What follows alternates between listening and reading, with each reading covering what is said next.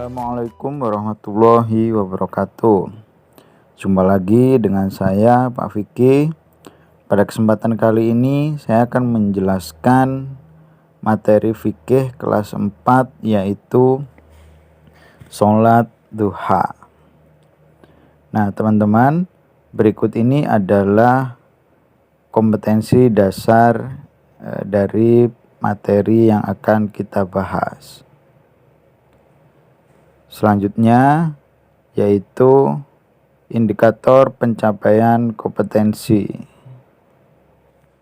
Baik teman-teman, yang pertama yaitu ketentuan sholat duha.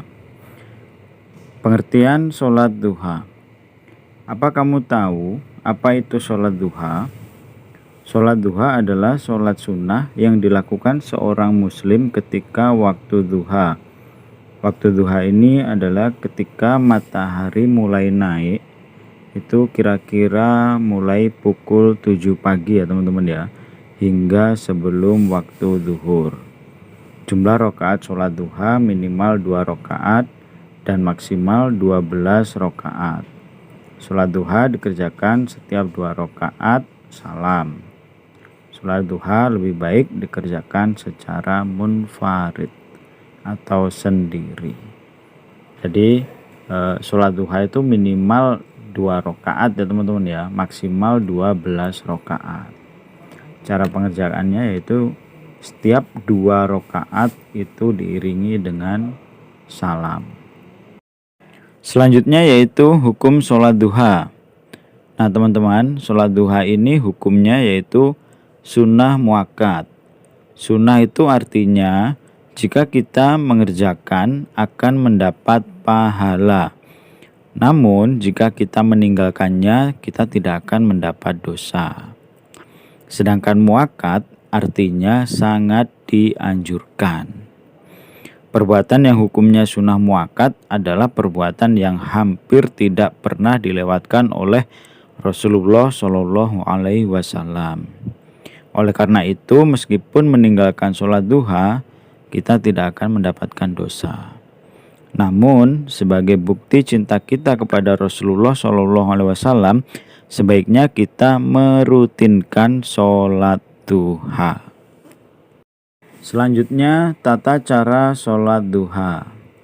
Bagaimana cara kita melaksanakan sholat duha? Cara sholat duha sama dengan kita melakukan sholat fardu. Namun yang membedakan antara sholat duha dengan sholat fardu yaitu terletak pada niatnya. Sholat duha dapat dilaksanakan 2-12 rakaat dengan dilaksanakan setiap 2 rakaat salam. Jadi caranya sama ya teman-teman ya dengan sholat fardu atau sholat wajib 5 waktu. Yang pertama tentu saja kita niat, harus ada niat ya teman-teman ya, niatnya. Jadi yang membedakan kan niat. Kalau sholat fardu kan ya niatnya wajib, niatnya fardu. Kalau sholat duha kan niatnya sunnah. Kita niat sholat tapi kan karena sunnah. Kemudian takbiratul ihram. Kemudian setelah itu membaca surah Al-Fatihah. Kemudian membaca surat-surat pendek. Nah, di sini kita biasa membaca surat ad-duha biasanya ya teman-teman ya. Kemudian setelah itu ruku, bacaannya pun sama. Kemudian setelah ruku i'tidal, kemudian sujud, terus dilanjutkan dengan duduk di antara 2 sujud.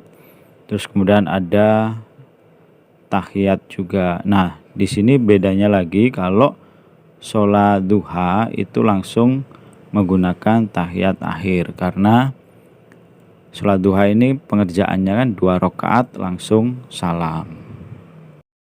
Selanjutnya yaitu keutamaan sholat duha. Langsung saja teman-teman ya. Yang pertama, menjadi sedekah bagi seluruh persendian tubuh.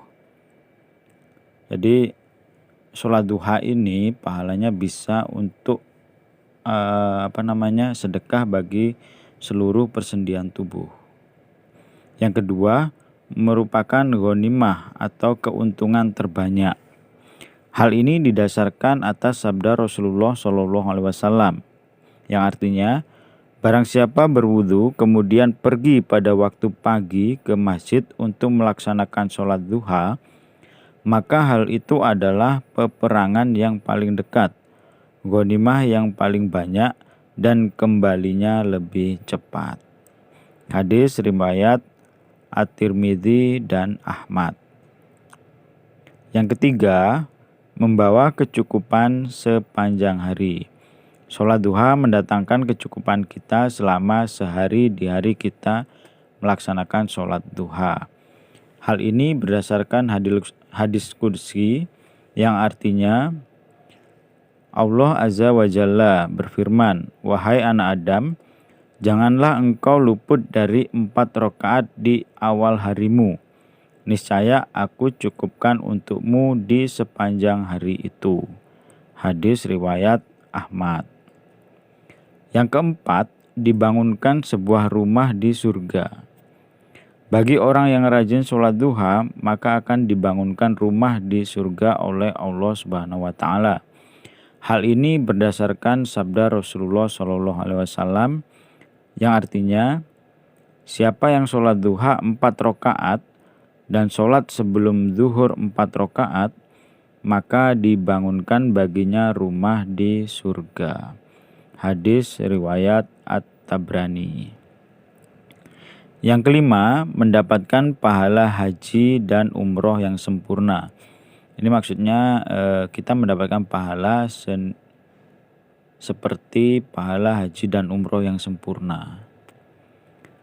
Jadi hal ini berdasarkan sebuah hadis yang artinya, barang siapa yang melaksanakan sholat subuh secara berjamaah, lalu ia duduk sambil berzikir pada Allah hingga matahari terbit, kemudian ia melaksanakan sholat 2 rakaat, maka ia seperti memperoleh pahala haji dan umroh. Beliau pun bersabda, pahala yang sempurna, sempurna dan sempurna. Jadi begini ya teman-teman ya, kita melakukan sholat subuh ya, sholat subuh secara berjamaah, kemudian kita berdiam diri, mungkin kita melakukan itikaf ya teman-teman ya, berdiam diri sambil zikir atau mengaji. Nah kemudian kita melakukan hal tersebut sampai matahari sudah mulai naik. Nah kemudian kita lanjutkan lagi dengan sholat duha. Nah itu pahalanya setara dengan ibadah haji dan umroh yang sempurna.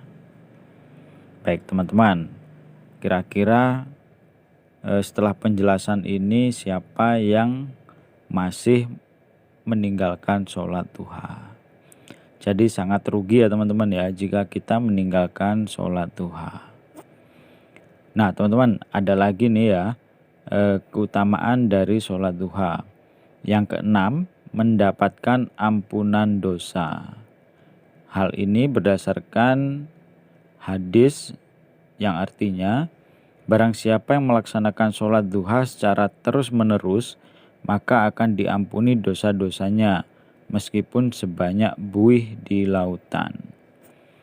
Buih itu kayak busa itu teman-teman ya. Hadis riwayat Al-Tirmidzi. Dan yang ketujuh, tidak dianggap sebagai orang lalai. Orang yang selalu melaksanakan sholat duha dianggap sebagai orang yang terus mengingat Allah dan bukan orang yang lalai. Hal ini berdasarkan sebuah hadis yang artinya, orang yang mengerjakan sholat duha tidak termasuk orang yang lalai. Hadis riwayat Baihaqi dan An-Nasa'i.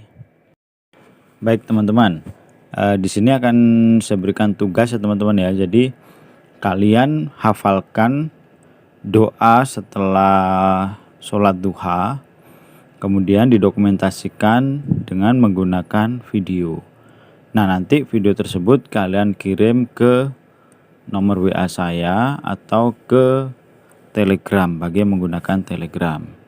Bisa juga dikirim melalui email. Baik teman-teman, itu tadi penjelasan tentang ibadah sholat duha. Saya sudah menjelaskan pengertian sholat duha, hukumnya, kemudian tata cara melaksanakannya, kemudian ada juga keutamaannya. Dan juga jangan lupa tugas yang saya berikan harap dikerjakan. Baik teman-teman, apabila ada salah kata dalam menjelaskan, saya mohon maaf yang sebesar-besarnya. Akhir kata, Assalamualaikum warahmatullahi wabarakatuh. Terima kasih.